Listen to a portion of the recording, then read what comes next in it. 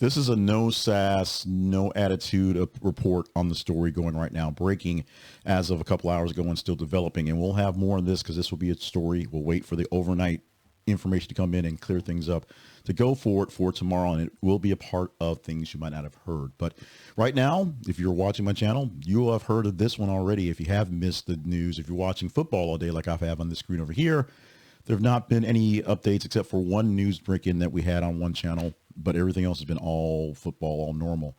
Here's the deal. Former President Donald Trump was the target of an apparent assassination attempt, a second attempt at his West Palm Beach golf club in Florida.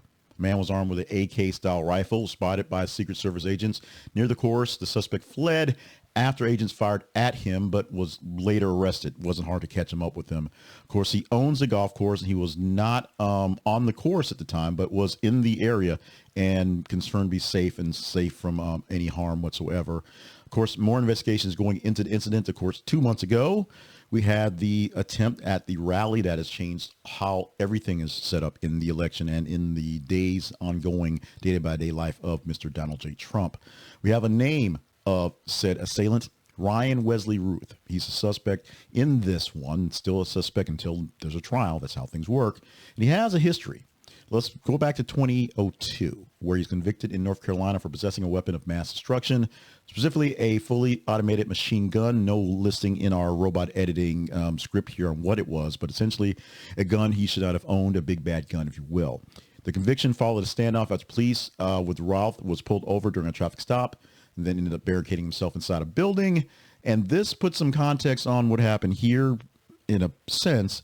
The whys behind this, we don't really know yet. And so hopefully we'll have some whys behind this by tomorrow morning or overnight. We get to the stories there. Stick with this story. Stick with us for more context. The Conversation Project is not about breaking news, not about ongoing news. We tell you kind of the updates and the recaps of things to talk about going forward. This was just too big to not get into for the evening because we know what it's going to be. We know it's going to be big tomorrow. We want to give people a shot to get into this and even comment and give some maybe insights on what they see, what they think about this one before we get into tomorrow morning. We're not sure how the story will unfold in the morning because we have all night for them to basically go through and comb through details of both Routh's life and just the incident around the event.